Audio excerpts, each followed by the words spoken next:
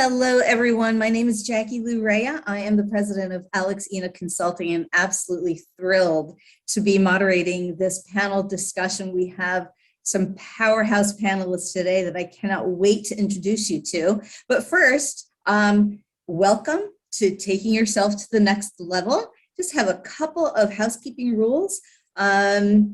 The complete bios for all of our panelists can be found in the speaker section of the event webpage. And please do not forget, as you have been doing hopefully since the beginning of the conference, don't forget to hashtag NJ Women so that we can raise the noise level of this unbelievable conference. So at this time, I would love to call on our panelists, and if you would take 30 seconds to introduce yourself to our amazing audience, I would so appreciate it. First up, Martine Cadet, please introduce yourself. Thank you so much, Jackie. Very excited to be here. My name is Martine Cadet. I am an online visibility coach and speaker, and my mission is to help purpose-driven entrepreneurs show up online authentically and be able to convert for their businesses. And so I love social media. That's what I'm all about. Thank you so much. Excited to be here. Thank you, and we're excited to have you, Martine. Thank you so much.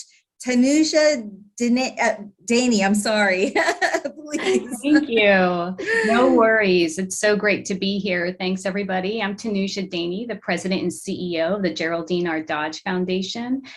We are a New Jersey place-based foundation, and we're in the midst of a transformation focusing our work on racial equity and racial justice. I am a former C-level executive of a power company, as well as a public company director and a trustee in a number of not-for-profits. I'm a yogi and a mother of 5. Just throw that in there too. So thank you so much. Great to be here. Tanuja, and then you still smile. So wonderful. So great having you here. Thank you for being with us. And then we have Krista Newsom. Krista, please introduce yourself. Yeah, thank you. I'm so excited to be here today. My name is Krista Newsom. I'm PSEG's Enterprise Culture and Diversity, Equity, and Inclusion Manager, and I oversee the company's diversity and inclusion strategy and initiatives and programs, and really help the company advance our inclusive workplace culture for all of our 13,000 employees. PSEG, if you don't know, is the largest provider of utility services in the state of New Jersey. And, you know, so we have in common that we both work for energy companies, which is great. So again, happy to be here and learn more with everyone.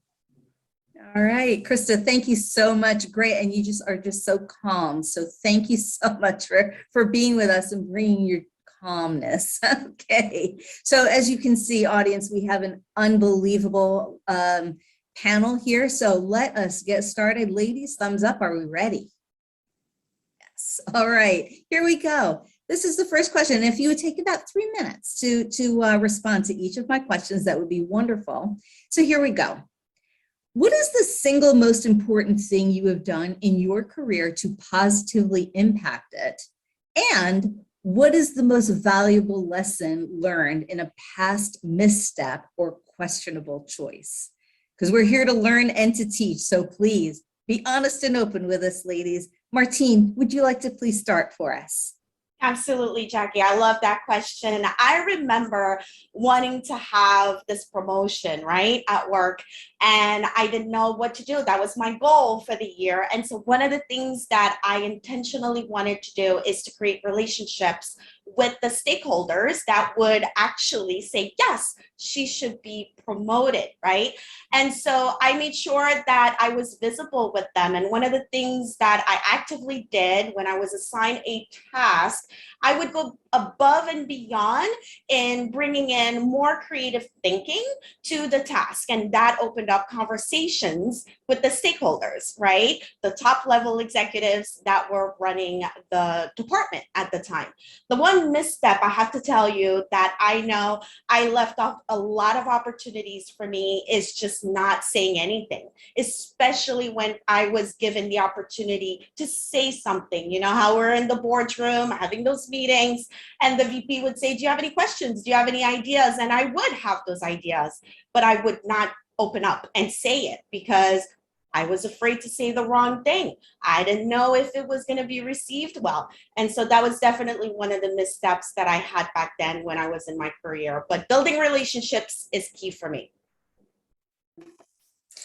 And Martine, yeah, so on point with you. We have to speak up, right? Because our ideas are, in probably a lot of cases, great ideas that have never been brought to the table before. So I love your response. Thank you so very much. Tanuja, how about you? So I made sure I diversified my portfolio.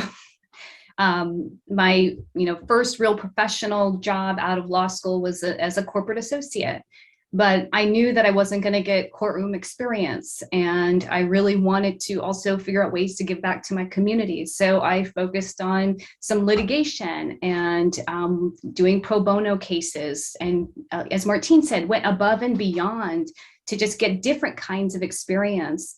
And as my career progressed, I always knew I wanted to do something in the not-for-profit space. So I had these parallel careers where I would kind of step outside of my box. Again, I had a really great corporate career, but while I was doing that, I was, volunteering, serving on not-for-profit boards, setting up not-for-profit entities.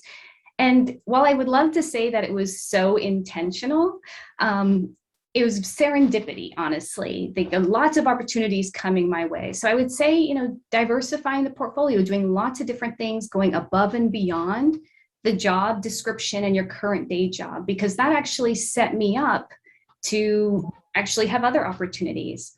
So that brings me to the misstep. So then the new opportunities came. One of the new opportunities was to leave the law and to become the head of human resources. And the first time that came to me, and I say it was the first time, I was like, no way, no how. I'm not doing that. I have a legal career, and to leave to do something different, that means giving up the power and the privilege of that job to do something different. So the first time that came to me, that opportunity arose, I was like, I'm not doing that. The good news is, and I'll share later, is that was a big risk, and I did it at some point. So I will share that story later. We cannot wait to hear that story, Tanuja. But lifelong learning, that's what I'm hearing from you. And how do we grow as just personally and professionally if we don't continue to learn more? And so I bet that much of what you did was absolutely intentional and not just serendipitous, right? So thank you so very much for sharing that with us. Krista, how about you? Yeah, I think, what folks can do as far as positively impacting their career, making sure that you're keeping track of all of your accomplishments and being prepared to explain how your work impacts the business in real ways.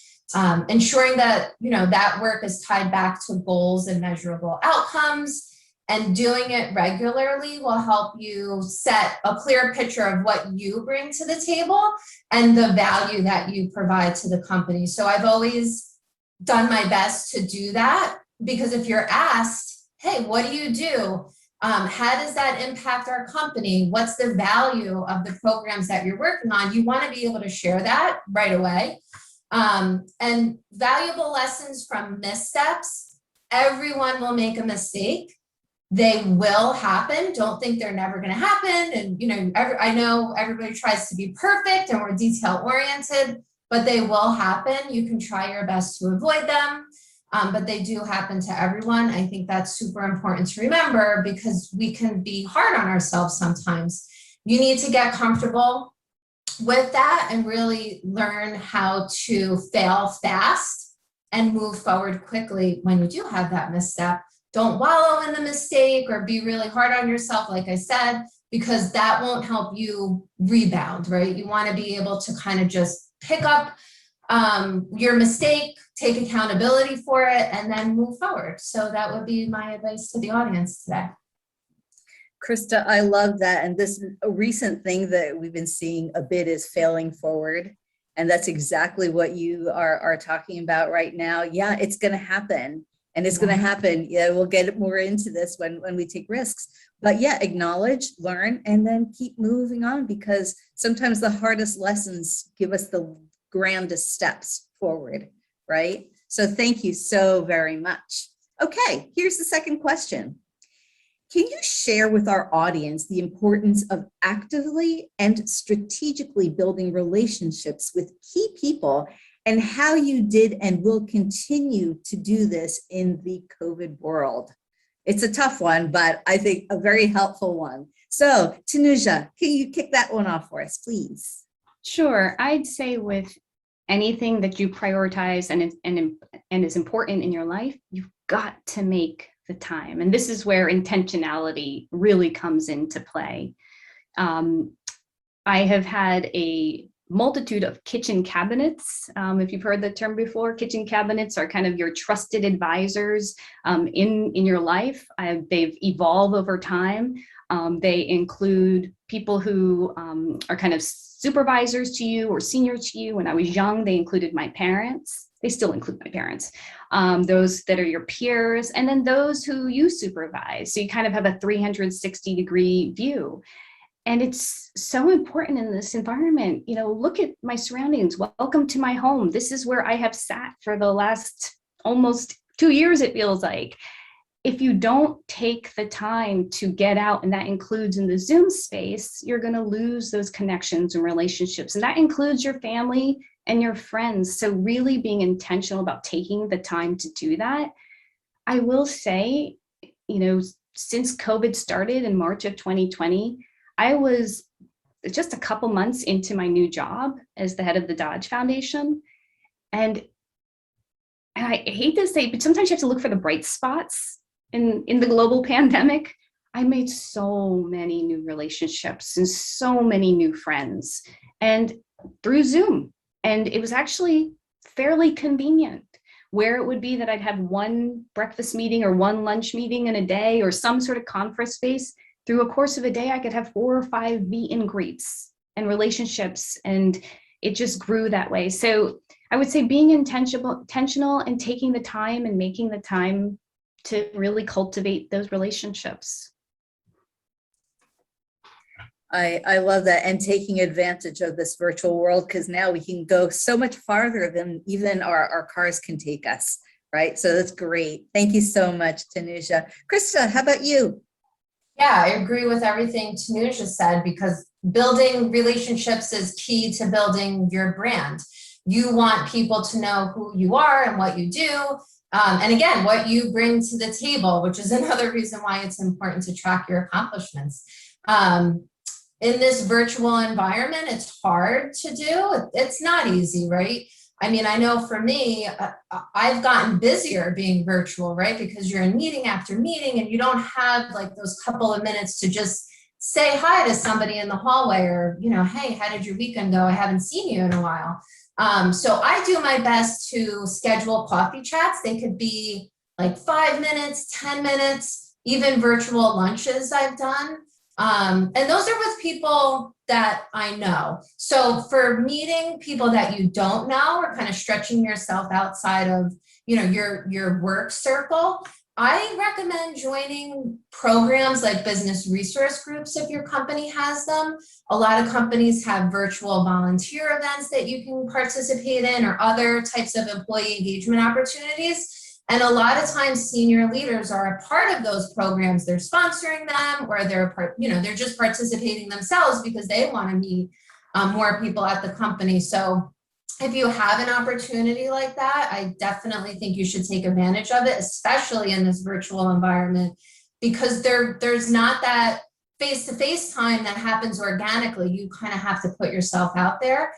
If your companies don't have those types of programs, maybe you could be the one that pitches that idea, right? Maybe you put something together and you bring, you know, cross-functional groups together for some type of engagement event.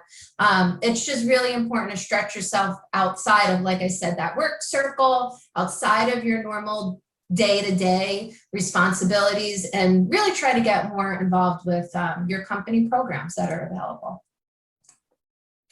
Krista, you bring up a great point with the VRGs or the ERGs, whatever we call them, right? And just to make up your mind to go into one and visit one that you would never have dreamt that you would visit. But you're so right, building that network even internally is so critical, because you never know who's going to be there, right? So Right. excellent. Thank you. Thank you so much, Krista. Martine, how about you? I'm definitely going to piggyback on that, what Krista shared about, building those relationships with senior management, and with the COVID that we're living, most of us are probably virtual. I'm going to share with you another strategy that you may want to explore doing, but it's going to help you develop yourself personally by building those relationships, because it's going to be part of your self-development, having those relationships with the senior people in your organization, or even non-senior.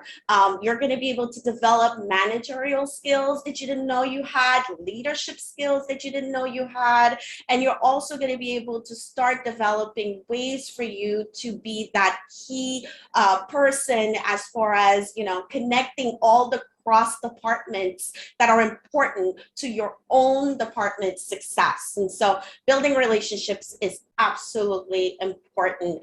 And so one of the ways that I would love to invite the audience to, bring back that human touch that we used to have, right? It was so normal back then to just walk up to the, to the cubicle or your VP's office, is to reply those emails using Loom. I don't know if you've ever heard of Loom. It's not Zoom, it's Loom with an L, like Larry.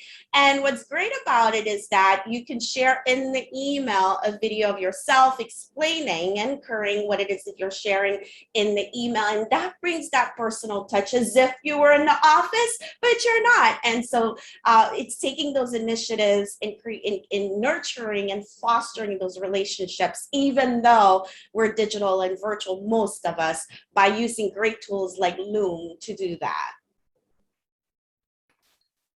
All right, that's a new tool for me. Certainly, that's great. But the thing that I think is the most powerful thing about networking is that you truly get to learn and practice about bragging about your accomplishments. And Krista, this goes back to what you said. Remember those accomplishments. And when you're fast speed and you're doing lots of things and making lots of great things happen, this is a great way of reminding yourself, oh yeah, I did this, and let me share it with you. So that is excellent. Excellent. Thank you so much. All right, so next question. What are your recommendations on being your own best advocate? And Krista, we're going to start with you on this one. What do you think? Yeah, great. I mean, first of all, you're the only one who knows all of the great work that you do. And that theme, I think, keeps continuing to rise in this conversation, right? And knowing what you bring to the table is imperative. And you need to be prepared to share them if you're going to advocate for yourself, right? When you are ready to ask, because you do have to speak up when you want a promotion, a raise, or you want to join a new project, you need to be clear on exactly what it is that you're asking for and be direct in what you want. So make sure you know what it is before you ask for it, right? Make sure that you seek feedback from others so that you understand where you have opportunities for improvement, so you can advocate for yourself when you're ready. That also helps you build relationships.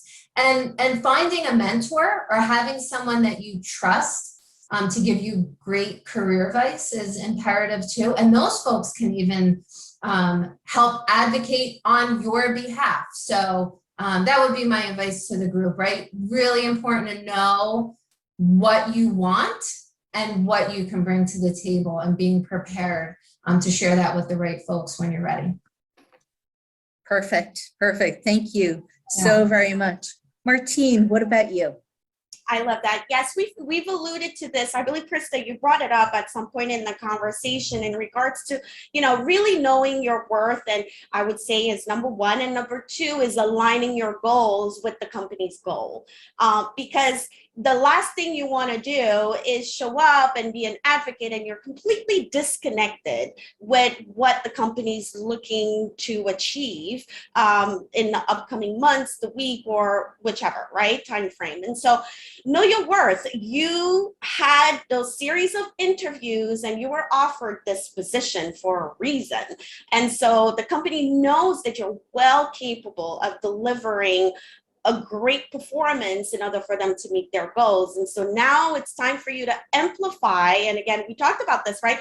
Raise your voice, speak up, because you're worth it. Otherwise, you would not have received this offer. But always remember and always review, what are the company goals? Be a team player. You're invested in this position because you have the skills. You were hired for this position because they knew you had the skills. And now it's a matter of you having that confidence to show up and truly amplify the company's goals alongside what you want to accomplish for yourself as an employee, is what I would share with the audience. All right. Perfect. Perfect. Just like raise that noise level. This is so thematic. This is how you're going to get your branding out. I love it. Tanuja, what about you? This is such great advice. So I'm going to try to build on it. It's a lot. I mentioned earlier that I'm a yogi and I have a meditation practice. And I think one of the things that really is important, knowing your accomplishments, connecting the dots with company goals, is self-awareness. Know yourself. Before you can advocate for yourself, you have to actually know yourself and what is it that you actually want, and be honest with yourself and draw your own boundaries and understand what you're getting into when you start advocating for yourself. I also mentioned the kitchen cabinet, I talked about my kitchen cabinet, but I think it's really important that you become part of other people's kitchen cabinet, because as you're advocating for yourself, it's give and get. You should be advocating for others. And what happens is that your brand and your reputation as a giving person, as a mentor and a sponsor, and somebody who's lifting other voices, that is also a very powerful part of your reputation to continue for yourself. What you don't want is to be transactional. When you're going to advocate for yourself, what are you going to give? Like to Martine's point about understanding the company's goals, what value are you adding to your organization? But also on a personal level, what value are you adding and giving and contributing to the person that you're sharing with? It's give and get. And so I just wanted to add to the great advice that Krista and Martine provided as well. Let's not make this transactional. What are we going to contribute to as we lift ourselves up? How are we going to lift up others? And that is a great way to put it, lifting ourselves up, but we also need to lift others because yeah, and you all touched on this, is building those networks, both within friendship circles, family, building our kitchen cabinets, not just at the work site, because everybody plays a role in your brand and your future, right? And if we could all find a way that our professional lives can be what we personally know ourselves to be and what we want, I don't think success gets much better than that, right? If you don't, if you do what you love, you don't have to work a day in your life, right? So that is wonderful, wonderful. Thank you all so much. Okay, so here is the next question. How important is risk-taking in order to get to your true authentic self? And then please share an example of when you took a risk. Martine, please. Thank you so much, Jackie. And oh gosh, this is bringing me back. And so I recall having to type up my annual review. And for the first time, I decided I'm going to take a risk and I'm going to be myself and I'm going to share my frustration, because I had frustrations in regards to my career trajectory with this company. And I remember thinking to myself before sending that email with the document, thinking, gee, you are taking a huge risk by sharing on your annual review the things that are not just working for you with the current position, because we grow. And especially if anyone in the audience has been with a company for a long time, you evolve. You've been promoted several times and you're seeing other opportunities for you within the organization that you can bring expertise in. And so I took a risk by line listing, bullet pointing all of the things that I felt were not aligned with who I was at that point in my career. And believe it or not, it was a great risk because it turned out to be a great conversation during my annual review delivery, to the point where the company ended up creating a position for me because it really triggered to them, how can we keep her? How can we keep you? And they saw the value and the worth that I had for the company. And so next thing you know, a position was actually created for me that was aligned with who I was and my authentic self. And I was super excited to show up every single day for that position. And it turned out to be great. And so risk taking is scary, but you know what? It's a good thing. And so that's my example of taking a risk. And it's important to explore doing it. Don't be afraid. You got this. That is excellent advice, Martine, because what you brought to the table was a diversity of experience and thought that your company clearly wasn't thinking of before. So pretty awesome. Thank you. Thank you. That was a great risk and a great payoff. Thank you. So Tanuja, what about you? I know you've been itching to get to this question. So earlier I had mentioned this position to move from the law to the business side and to become the head of human resources. And all those networks and building of relationships just absolutely helped me make a decision to actually take that opportunity. And because there were others that I built relationships that saw in me what I didn't see in myself. And so that was a risk, leaving the law behind, leaving all that kind of control and power that I had in that other role, and confidence and comfort. But what that did for me was actually expanded my horizons. And from there was, increased promotions, becoming a C-level executive. But I'd say probably the biggest risk, and I will say these small steps gave me a lot of courage. But those small steps led me to ultimately leave the corporate space as an executive based on my values and based on my principles and my purpose. It was terrifying. I was on, a very fast trajectory in my career, and to step away it was so scary. I have a big family. I was financially terrified, but all of those fears could not surpass my faith in purpose, on what I knew the mark I needed to leave on this world, and really to be the role model for my children. And so it gave me a lot of courage, and ultimately things do work out. So I think it's important to be able to see yourself in different ways and different roles. So there, to Jackie, that's my big risk, kind of stepping off the corporate career trajectory to try something new. And here I am doing something really, really different. So, and I feel like the stars have aligned accordingly. Well, Tanuja, your stars are absolutely aligned. And I know it must have been scary for you, but you must have been asking yourself, all right, what do I want? What do I need to do to make myself happy and feel fulfilled? And there you are. So you're looking very happy and very fulfilled. So thank you for sharing that with us. So Krista, what about you? Yeah, I mean, one of the biggest risks, and it was really scary as well, was leaving ADP and coming to PSEG, because I had been there a while. Kind of a similar story, right? I knew what I was doing. I knew all the players.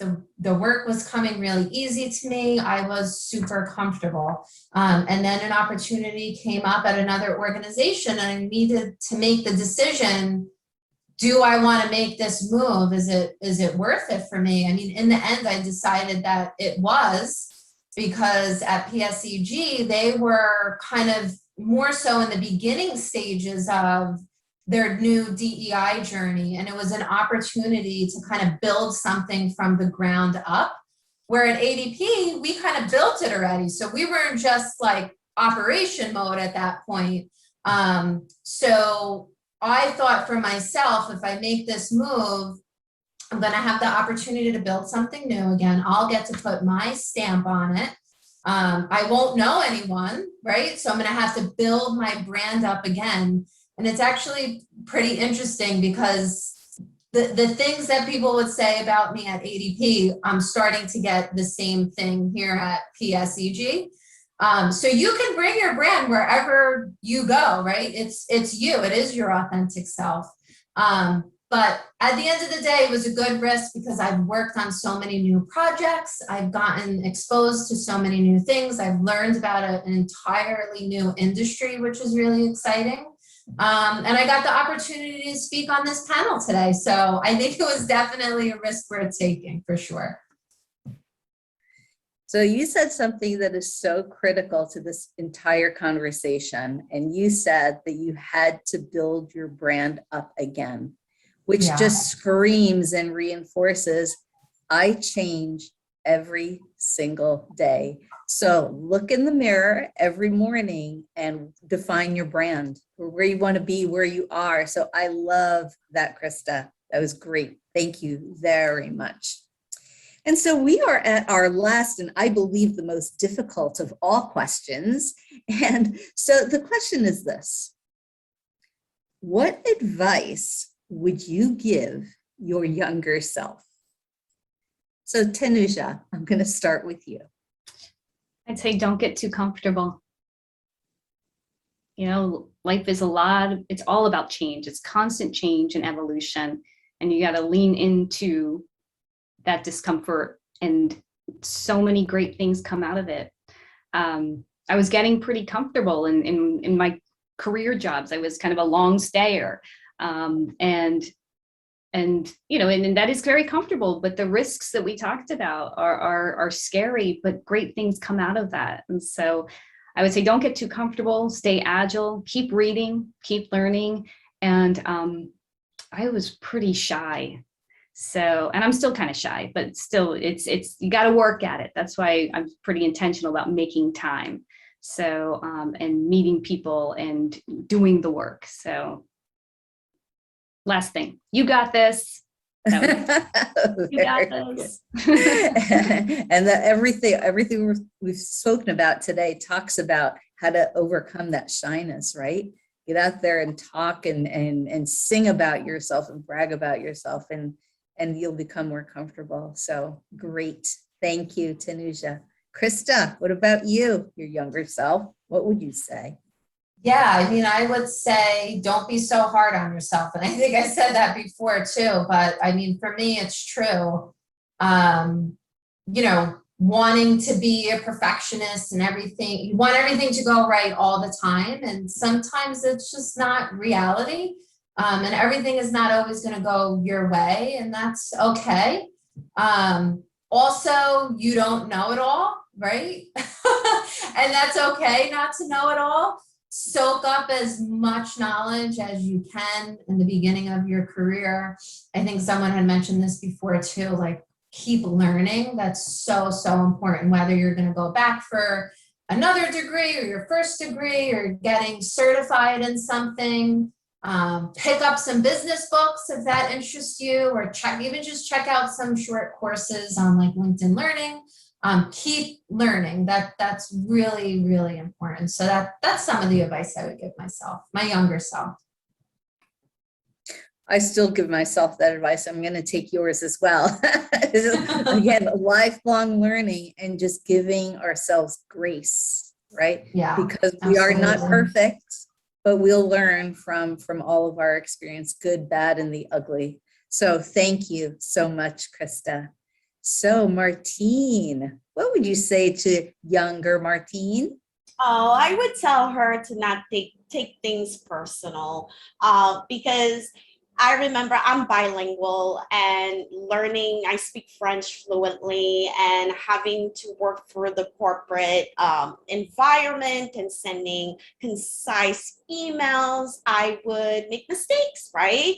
In my spelling or the tonality of my emails. And initially, I would constantly not take the feedback very well, thinking to myself, oh, they're just saying that because they're realizing realizing that I'm bilingual, I'm not good enough, and I would take it personal. And that's just one of many examples of why I'm saying don't take things personal. Instead, take it as constructive criticism, especially from the mentors around you, because they want well for you. And always look at the positive versus the negative energy coming out of this. And remember, like we said in the conversation, you don't know everything. And so understand your weaknesses, understand your strengths, and be open to sharpening your skill sets by making sure that you're not taking things personal, and instead taking that feedback to be positive in the discovery of you and your development journey is what I would say. Yeah. Well, I'm jealous because I'm not bilingual, so you to me are brilliant. So I would brag about that if I were you, especially French. So thank you so much. So panelists, we have come to the end of our session here, and I cannot believe how quickly this time has gone. I just want to say how much I have learned from you. And I know our audience has, and we've shared such great information today. So this has been absolutely wonderful. So on behalf of NJBIA, I just want to say thank you for taking part in this. And so to our audience, on behalf of the panel and NJBIA, I just want to say thank you for joining us today, and we hope that you learned something. So Martine, Tanuja, and Krista, thank you again for everything. And everyone, including our panelists, let's not forget to hashtag NJWomen.